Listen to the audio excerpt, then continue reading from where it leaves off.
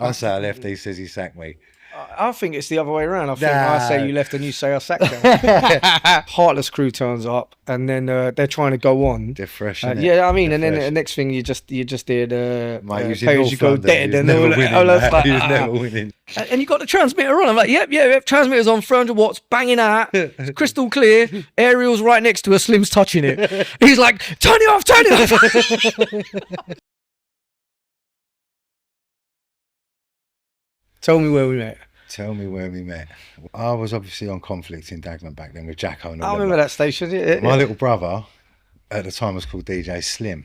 Oh, and Slimsy was called Slim Fast. Yep. And I remember my brother played on a Saturday, and one day the studio phone rang, and there's this kid on the other end saying, "Hey, you got to change your name, yeah?"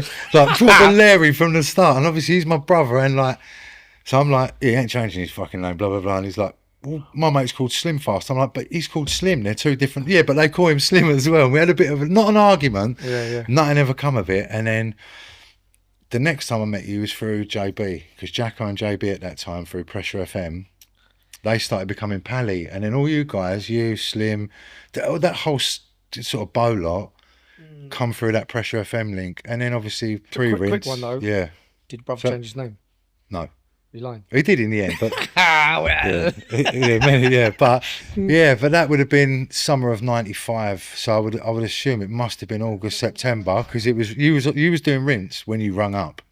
So it must have been after August. That would have been when I would have called you and Slim. That would have probably been '95. It was summer of '95 because I never got on there till January '95. So I remember Slim a little bit more than you from that first sort of era. When I remember coming over to the studio behind the curtain thing.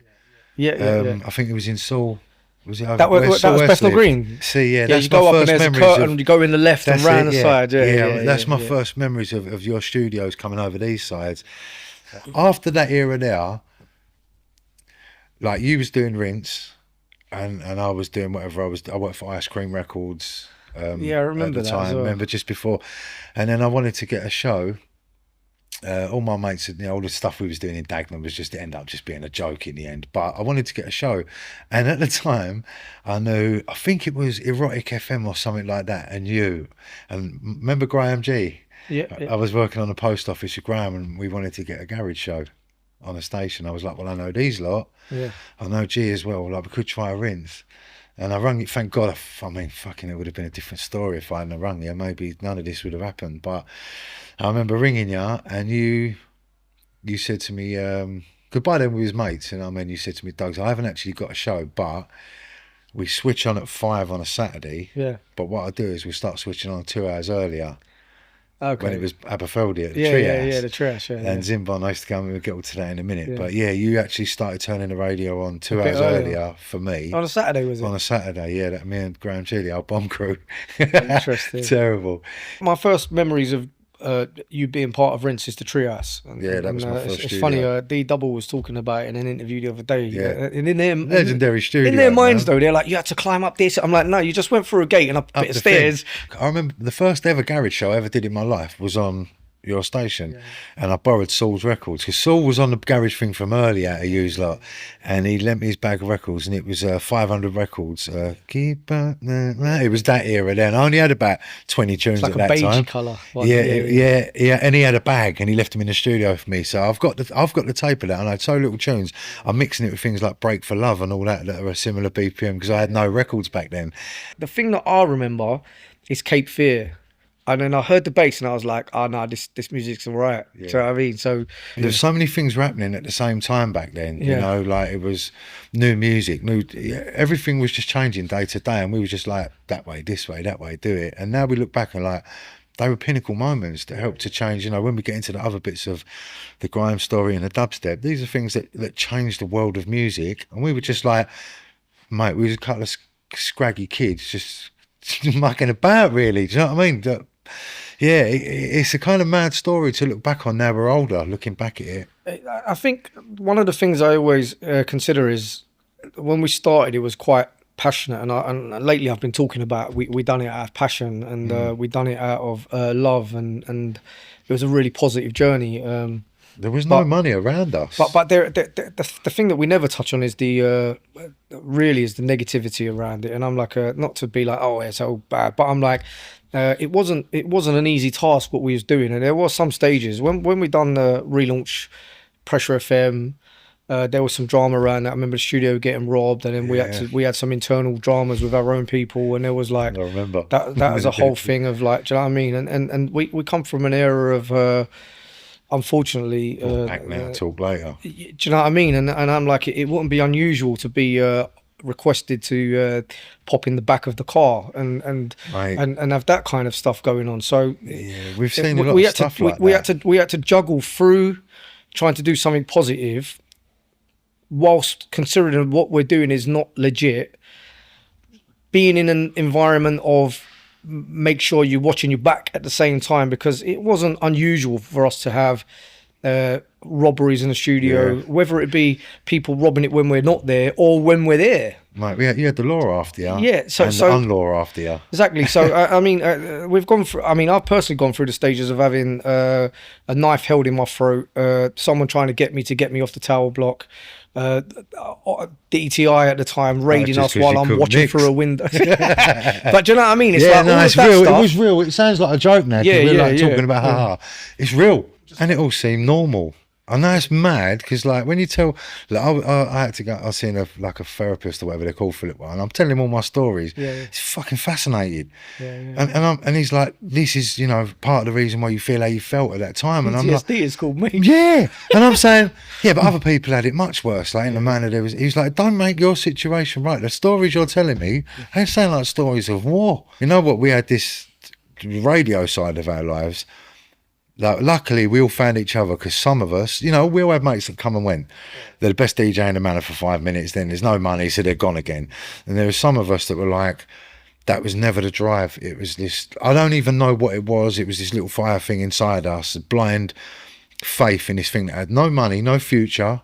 We just, like, with our mates, it felt right, and we loved it. And that was enough. And I was talking to someone yesterday, about the Ofcom and the DTI, and I was saying, for all their money and all their resources and all that, and sometimes we had our toolkit was a fucking butter knife. Sometimes we might have 10 plugs going into one hole in the wall. But with nothing, no money, no nothing, we always beat them, because you can't beat passion with money. You can't, because passion will never give up. Money, people doing stuff for money, in the end they get bored with it.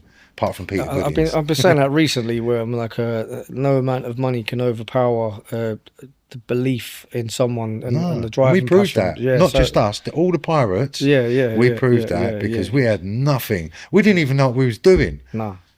Let alone had no money. You know, a lot of the time we was rolling blind into, you know, when the internet come along, getting your first transmitter. When I said it at the carnival the other day, putting an aerial on a broomstick, it's true. You think of that now, you think, no, G wouldn't do that. He knows this. You did. You know how many broomsticks I've chawed?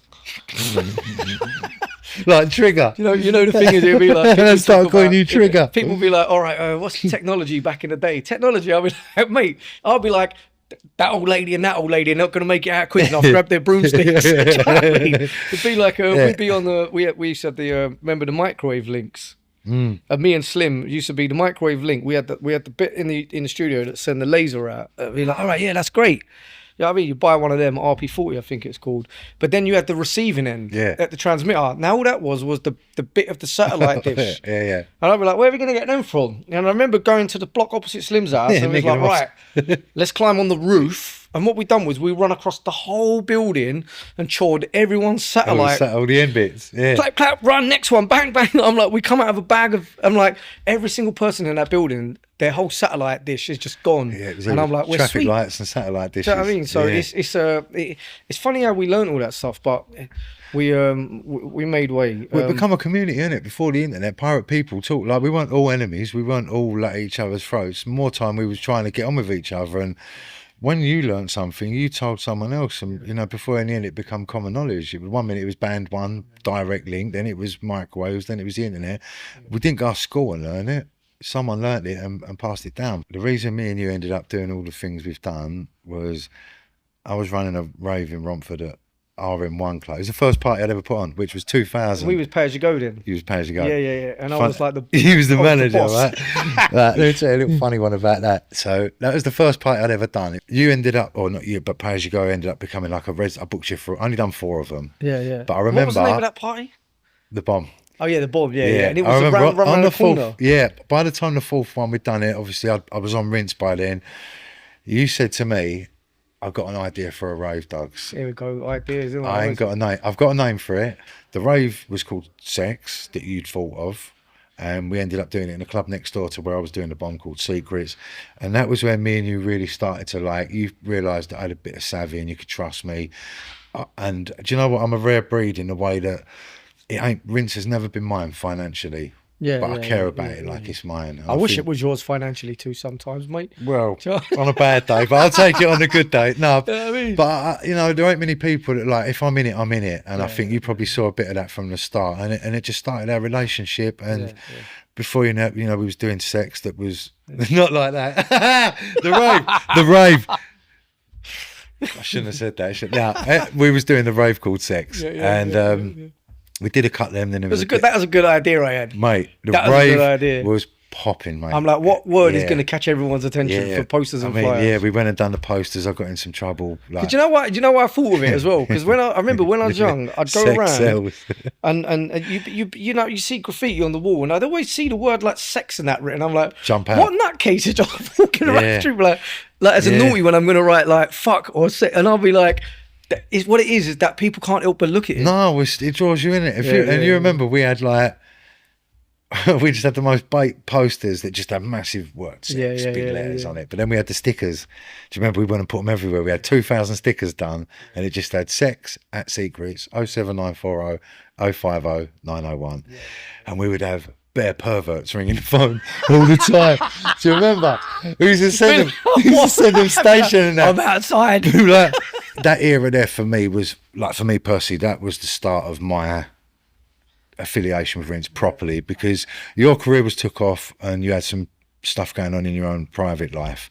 It was I was going through because I don't mind talking about some shit. I told these lot all of it. It's and I never know what the things are and all of that. I'm like, people be like I have mental health issues, or I'm like a bit depressed, or I'm like, but I'm like definitely you got all of it, mate. I've seen it all over the years. But I was going through a stage of constant migraines, and I remember having brain scans and that, and they couldn't figure it out. Yeah. And I was just like, I was overwhelmed. Convinced she was going to explode at any minute. The way that I am studying it. And then reading everything about it. Yeah, do you know what I mean? And then gathering information. I remember reading the medical A to Z, and then I'm like, I've probably got half of these things. Cause, do you know what I mean? And it's like... having Slim around you didn't help, because he's just as bad. I'd be in the car with years. It felt like I was with 2 pensioners, 2 old women. I've got this, I've got that, and I've got that helmet. Oh yeah, I think I might die from that. I might as well. Yeah, fucking hell. Let's hope we get McDonald's first. Do you know what I mean? A lot of people don't realise that I'm like, through my journey of Rinse, I've been there from the beginning. But up until now, actually, I've never done it actually with just me alone. Yeah, I know, man. I've always had someone with me, and I might take the credit for a bunch of stuff. But I'm like, in the grime period, when we was in Dagenham, and when Dizzy had come on, and all of that stuff, I'm like, probably that whole journey. You was the radio manager, and you was in charge of making sure that station was on at all times. Yes. In the studio. The grime dubstep part, like 2001, especially to 2005, I left it. Well, you sacked me or whatever. We've never agreed on that. I say I left. He says he sacked me. I think it's the other way around. I think I say you left and you say I sacked you. No, but that was sort of the last thing I did was December 2005. But that period there was amazing. When did we come to Dagenham? We moved the studio to Dagenham. Yeah, so that was 2001, and the radio had always been in East London, and we moved to Dagenham for reasons that we don't need to go into. But we ended up in Dagenham, which was where I come from. I was a postman at the time. It's like a little holiday, that was. Well, it weren't for me. Fucking hell, like, mate. You had time of your life. You little Rinse road trip. Dip your toe in, dip your toe. No, but the first studio we had, Because we had two in Dagenham. Do you remember the other one? Yeah, I liked them both actually. Yeah. But I remember the first one going in there, and some of us still might regret this today, is that Asbestos. I remember them being in there, being like it's asbestos, and we're smashing the ceilings and everything to pieces. Yeah. And there's dust everywhere, and we're just all in there having a laugh. Yeah. And now I'm sitting there being like, fuck, that couldn't have been good, could it? Yeah. And also, I remember another time we bought the first 300 watt transmitter. Yep. That was a night. I mean, it was great when we got it on, but we had to give us. And we had that gave me migraines, what was the name of the diapole we had? It was called a Slim Jim. Yeah. We had the Slim Jim aerial, and we couldn't get it to stay on the roof. Couldn't get the green light. No, so we brought it back downstairs. Yeah, I know exactly what you're going to say. And we're like, we had to have the cable straight, innit? Yeah. So we had the cable straight, and we had it in the corridor, and we switched it on, and we could get the green light on. And I'm like, all right, it's working. I'm like, I'm going to phone the transmitter man and see what's going on here. And at the time, everyone's around it cracking jokes. And I'm on the phone to him, like, yeah, we can't get the... And he's like, yeah, what it is. And we're talking, and I'm like, yeah. And at the same time I'm doing it, Slim is... He's got the aerial in his hand. He's putting his tongue on the aerial. And I'm like, yeah. And he's like, all right, so where's the aerial now? I'm like, right in front of me. He's like, right, where are you? I'm like, in the studio. And he's like, and you got the transmitter on. I'm like, yep, transmitter's on, 300 watts, banging out, it's crystal clear, aerial's right next to her, Slim's touching it. He's like, turn it off. It's like 300 watts of pure radio power just going, and Slim's acting the arse of it. That was a good transmitter though when we got that on. Yeah. But yeah, that was 2001. That was where I feel like if there's a start point, I mean, grime, where's the start point on anything? And that music was being played on Rinse before Dagenham. But I would say that moment of Dagenham, I think we was probably there for maybe 9 months, something like that. That moment for me was like the birth of grime. We was fully immersed in it then. We was like, that was it had become a thing by then. Like Slim Show had become a thing. Like the MCs had become established. I remember Dirty Dogs coming there for the first time, and Dizzy and them. Like, I remember that show that day. It was Maxwell, Dizzy, Dirty Dogs, a couple of other, I can't remember, but just the energy, like the Slew show. You know what I mean? The Slew show was that was a disappointing show for me. You know what? I can look. Looking back at it, but I still was a little bit like... You know why I'm never hard on myself? Because at that time, I was the manager, and I was doing... And I should have been telling people. But I think it a little bit caught us on... Because we can look back now with an educated mind. When that happened, I'd never seen a radio show like that. And I remember getting there before it started, because obviously I was around the corner in Dagenham. I'd be there every week. Slim would ring me up and say, I've got someone on my show, I don't want Dogs, can you come and throw them off? He'd never have the guts to do it himself, so I was always around. The bad guys. Yeah, he's Mr. Nice Guy. But so I remember getting there for that show, and obviously the thing had happened in the week. I didn't know nothing about it, because I had to get up early the next day. I woke up the next day for work, and I had loads of missed calls on my phone. Like, what the fuck is going on here? I'm trying to ring everyone, no one's answering. And I can't remember who I spoke to first. I think it was you, actually. And he was like, mate, it all went off last night in Watford. Like, we got drawn in, man. It's fucking this, that, and the other. And, mate, it's all kicking off and blah, blah, blah. And that was all I knew of it. But what had happened is you'd clashed, well, it depends who you listen to. I guess it's 6 to 1, half a dozen the other. But you was on stage, Heartless were late, things got said, it all got heated. But at that time, you were both battling for the top spot. I mean, So Solid were great, but they was more doing...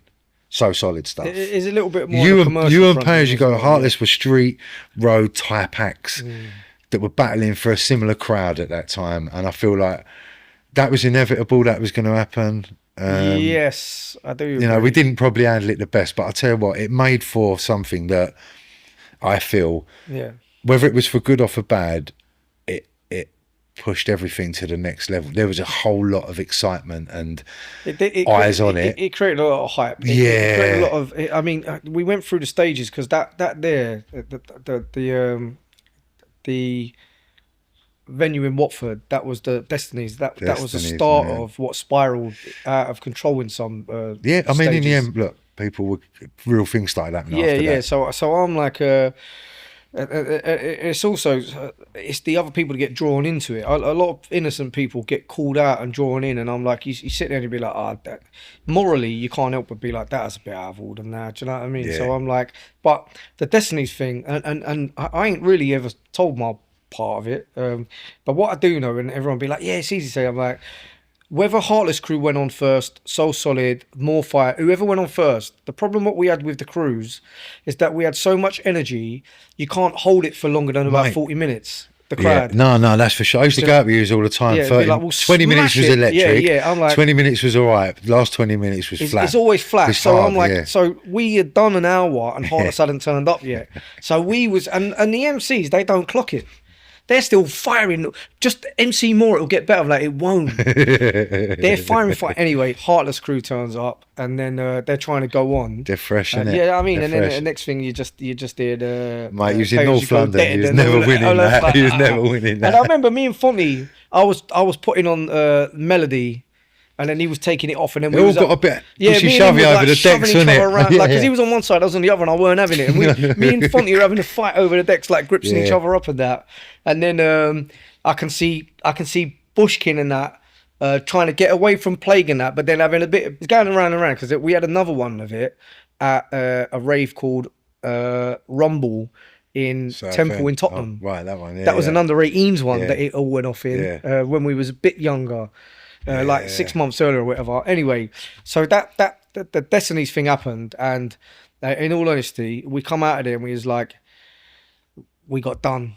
Do you know what I mean? I'm like, there's no way. I'm just like, mate. I'm like, let's just be honest here. Do you know what I mean? I'm like, I think we're better. I think we're the better MCs. I do think that we're the real ones, and I think we are the next generation of everything. Yeah. But let's not get it twisted.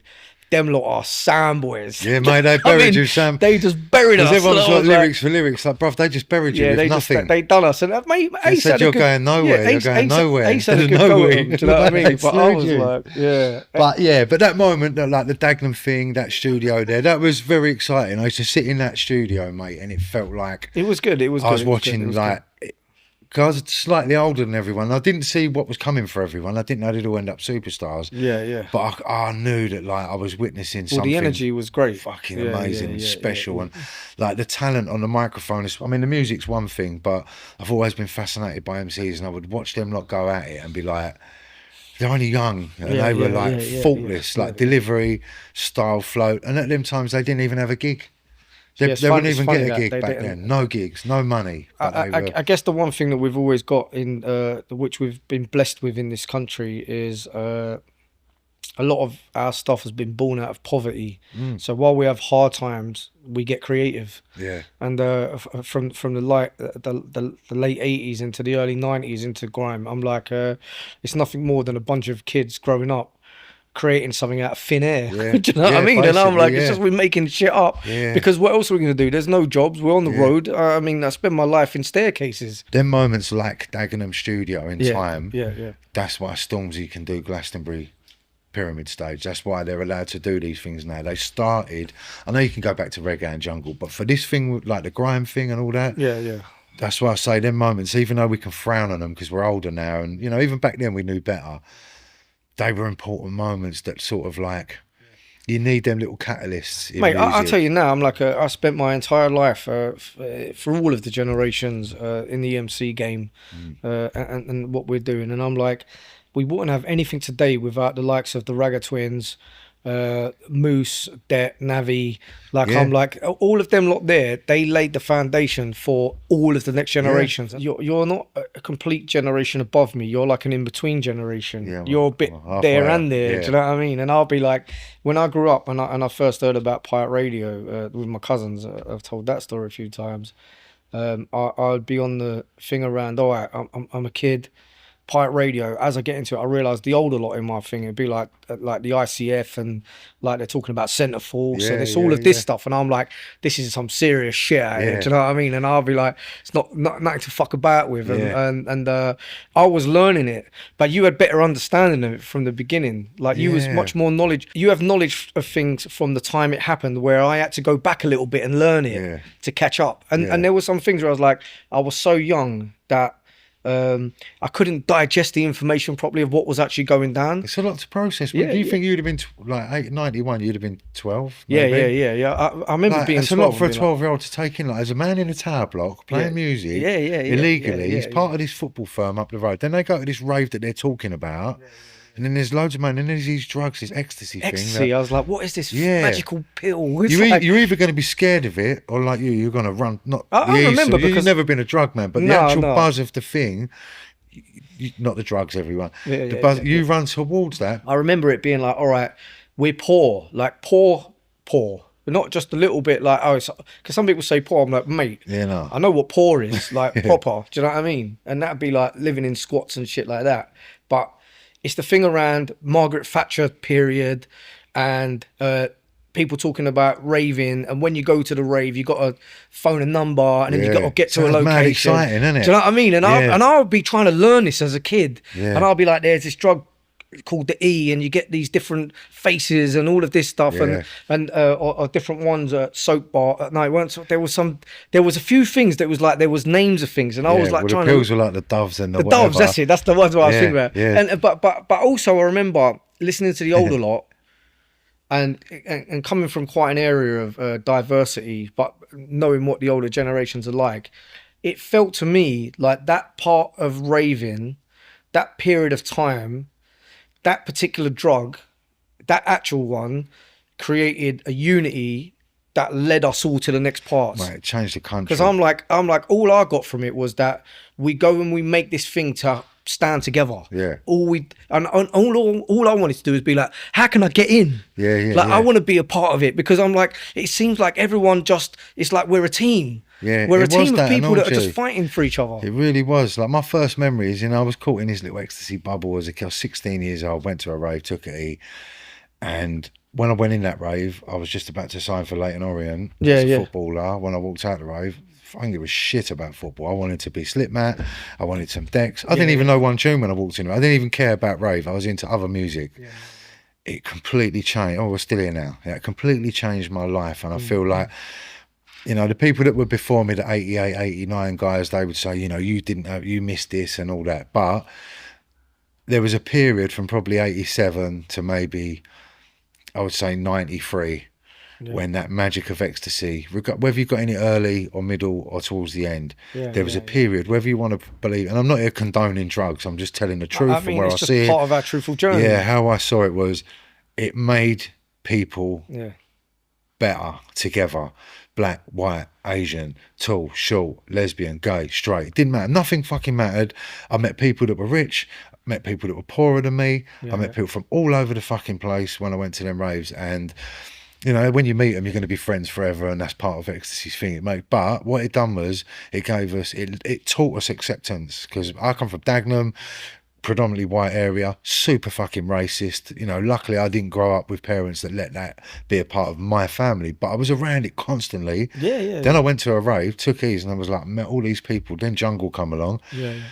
I fell in love with jungle, and then I backtracked and found out about reggae and black culture and learned everything I could. So that moment for me, it changed my life. And I know I'm one of like millions of kids. Whether you still go out, whether you're still in the music, there was some generations that changed us, and then we passed that down. So the kids now see it as normal. There was once upon a time when I was young, you couldn't have a black man and a white man in the same club, unless it was a club for that. But most of them, it was like, you're not welcome here, or you're not welcome here. But we were lucky, man. Like we got to see the old days, and we're young enough to appreciate the new days. Like I say, look, I'm 49 now, right? And I'm proper fucking getting there, aren't I? No, but like, and I'm around this world of music and business and that. So, do you think that you've got over time? Because I know I've known you for a long time, and we have had our moments of friendship, working hard together. Wanting to kill each other, falling out of love with the way that we work together. Do you know what I mean? And I would always say that I'm like you're one of my oldest actual friends, in the sense of like a real friend. Do you know what I mean? No, it's true. Yeah. I mean, I feel like you have friends from school. Recording this, and you definitely, because you never told me. Yeah. But we have friends from school, and I'm like, my friends from my school, they're different. That's a different me. I look at me below the age of like 12, and I'm like, that wasn't me. Yeah, you're just a little. Do you know what I mean? And I'm like, but in my adult life, I'm like, you are a person with significant meaning. Do you know what I mean? For a period of time, and it was a really probably a harsh learning, because the stress of making our own thing, the passion that we had to get it done, the responsibility that some of us had, but our idea of where we was going, and having to try and handle each other in respectful ways, and trying to articulate how to get our emotions and feelings across was Yeah. something that none of us really was taught. We weren't good at that when No, we was no, younger. And success, you know, Yeah. none of us know how to deal with No. success. Success has started to come. Yeah. Not so much for me because I was doing the radio, but for some of the people around us, and I've learnt this now. Success is a funny thing when it comes, and it doesn't mean a person's bad because they don't know how to handle it. They're struggling. Yeah, When people are throwing a load of shit at you, it can go to your head. And more. So around them times, there was so much changes going on around us, and how it ended up working. I mean, we've gone from Dagenham Studio, Dizzy blew up, this one, that one, this one. Yeah. We started to become like, we thought we was businessmen. You know, we're not pirate radio kids. I'm a fucking businessman, mate. We need a company. And I remember the first company we set up was called Ruckus Entertainment. Okay, yeah. Do you remember that? Yeah. And then it was just me and you. Yeah. The first meeting we had was with Logan Sama. And then we was like, nah, let's just jog him on, Logan. We need Gary in the mix, little Gary. Yeah. Sorry, Logs, we love you, but that's the truth. And little Gary come along. And we started Static Media, which was our company. And what I remember was the roles were like, you'd be out sourcing, because you're good at creating, but you're not good at following through. Yeah. I'm good at setting shit up. Yeah, we all realised that. So you was out there getting deals, getting records, da-da-da. Gary J, he ran the labels, which was Rinse and Square and whatever else, I forget at the time what we had. Dump Valve, of course. Dump Valve was the big one. Slimzos. And then I was the radio guy. So I had to be out of the way because it was illegal. You couldn't be really even though everyone knew you was the radio, sometimes that couldn't be the side of the boat that you was trying to promote to people. And Gary was like, because Gary's... Yeah, it's Troy as well. Cool. Troy was in the mix. Troy was the video guy and all of that, But I just remember it was a good team. But again, we was all young and you had ideas to do what you wanted to do. I at the time, if I'm truthful, I felt like I was putting loads of time and effort in and all that. And when it come towards the end of it, different people would come into the mix and I felt like the truth of the matter is I had the so I started doing less work because I had the and I didn't know how to talk to you. Because I was like, if I say this to him, he's going to say, fuck off, and I'm going to go for it, which is inevitably what happened in the end. Yeah. But I didn't know, and so I started to do less. You had these visions to make Rinse legal. And I remember saying to you, bruv, what are you talking about? We're fucking pirates back legal. Ain't going legal. Who's going to take us seriously, man? We're two little fucking urchins from the street. We don't even know what we're doing. And he was like, no, I'm going to get the license. And then we had a Barney in the office one time at there. Stormed out, smashed up the stereo and all that. And then we didn't talk for a while. And then from a distance, you know, I watched you get the license. I watched you do that. And by then we'd become friends again. But the first year or so, I remember hearing things and seeing things, and you were trying to get this license, and I was like, you know, obviously I wanted you to succeed, even when I didn't like you, I loved you. You know what I mean? I just didn't like you for a little while because we'd come to loggerheads at the end of the first journey with Rinse. But yeah, when you got the license, I was so proud, and it's funny because there's bad-minded people, G, you know what I mean, out there that used to say things to me, not necessarily about you, but about, well, don't you think the man should give you this? And blah, blah, blah, you've done this, that, and the other. And I was always like, nah, man, I'm all right. I'm doing my thing on cool. I'm fucking happy. What do you think we was all trying to do back then? Make something of ourselves. They got a license. I was the one saying, we're never going to get a license, bruv. No one's ever going to look at us, take us serious. You was like, nah, I'm telling you, mate, this is going to happen. Got a dream. It's going to happen. And he did it. And then, luckily, you asked me to come back, or I'd still be fucking worst postman ever. I do think it is an important part of our journey, and it is something that I've struggled with always, is having an idea of where we can go next and trying to convince everyone around me that we should try. My experience now is whatever everyone tells me we can't or shouldn't do, I should try and do it. Because when you're a visionary, you can't really listen to too much people, because people can't see your vision. No, I know you've gone down some dead ends, but you've also done a few. Yeah, I don't. In all honesty, my thing now is fail quick. Because the quicker we fail, the quicker we can do the next one. So I'm just interview up now, then. Yeah. but I'm like, but I do think along the journey, you played a really important role in the journey of Rinse, and thank you, helping to where we are now. I couldn't take it away if I tried. But what I do think is that throughout our journey, learning the way to express conversation and feedback to each other was a difficult thing, and coming from some of the backgrounds we did, aggy. Yeah. And I would present like I try and I say now I don't think I'm that aggy, and some people be like, "Fucking hell, G." You know what? It's not we're aggy; it's our approach. Yeah. I mean, People don't always understand it. I would call someone a cunt, and I meant in a nice way, and everyone's fucking. Do you know what I mean? But I'm like, but the thing is that I think as we grow and as we learn, the thing what I always consider is that as a person that is trying to help, because that's what I believe I'm always trying to do. Whether I actually do help all the time or not is a different thing. But it's important to reflect and take some accountability and responsibility for the bits that you've done in it.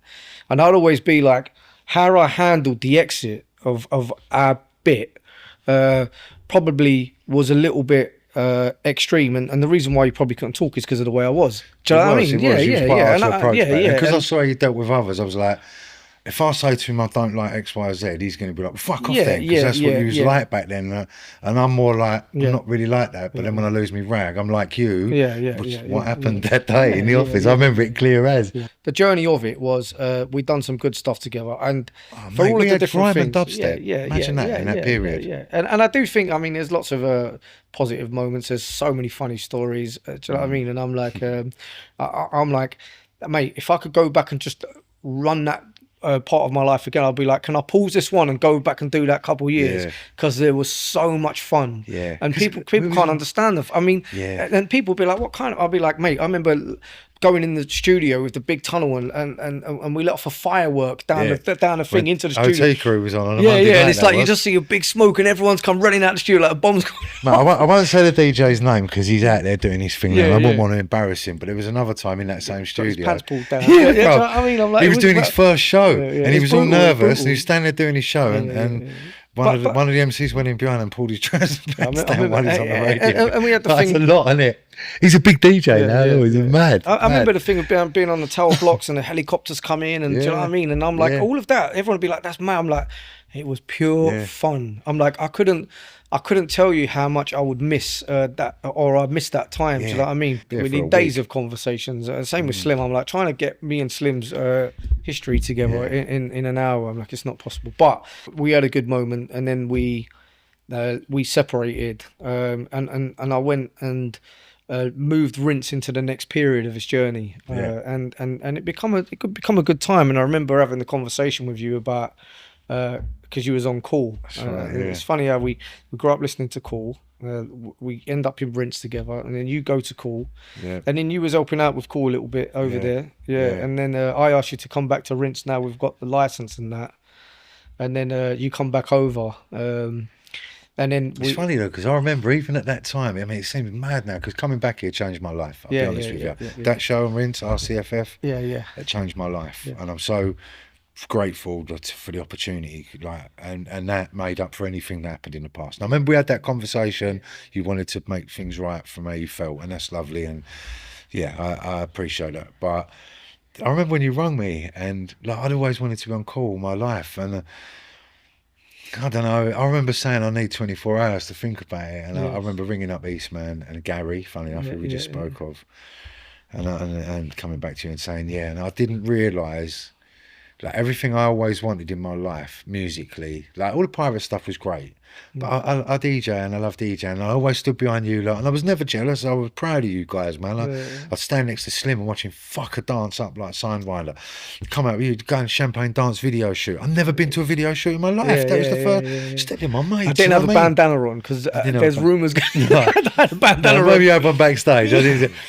But then moments like shaped who I was to become, and like I say, I was just proud that I had friends that were doing this thing. But you know, fast forward to now and what it done for me coming back on.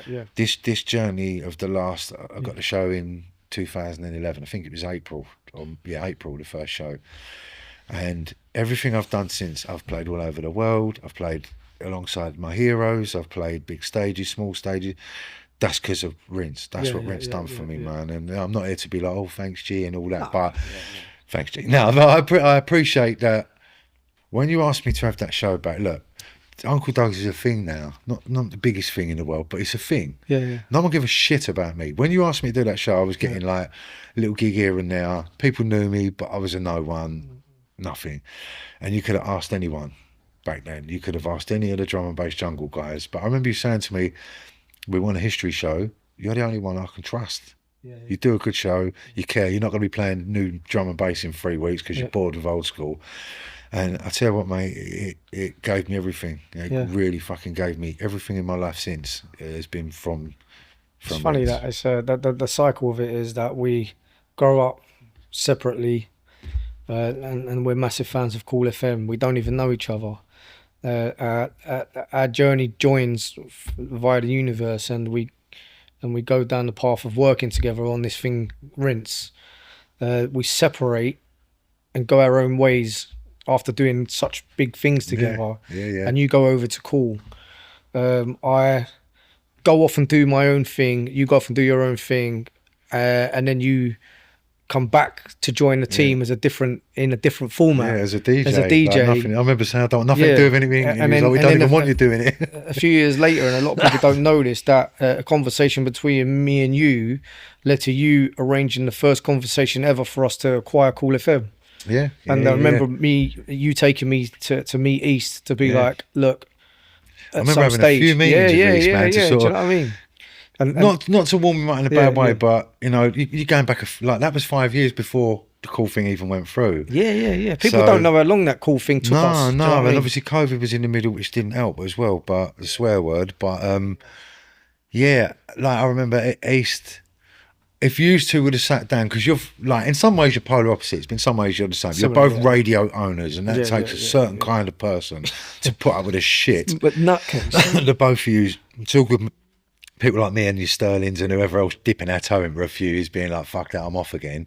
You and East. So, but as great as that can be, it could have been, if it started off on the wrong foot, you two would have never probably spoke to each other again. You'd have been like, you fucking think I'm going to sell Kool?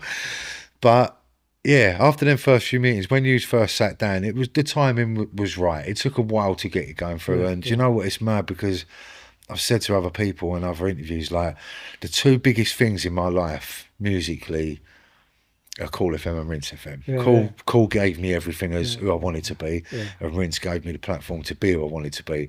And to be a part of that, like, I couldn't have wrote my own story. It's funny how it's like 30-year journey to be like, you are now the only person that has a show on Kool and Rinse. You couldn't make simultaneously. It up. You couldn't make it up. Like when the deal went through and you were up here on the first day and there's all these superstar people that we've always, you know, even though they're our mates now, we grew up listening to a lot of these guys. And I'm looking around, there's the new kids coming through, all the new hot shots on the block, and I'm like, this is fucking mental. It's mad. This is mental. The thing that's given me everything to the thing that taught me everything is on, and my fucking best mate owns them, and it's like off we go on to a new journey. And again, it ain't been straightforward. Like none of it has. From day one, none of it's been straightforward.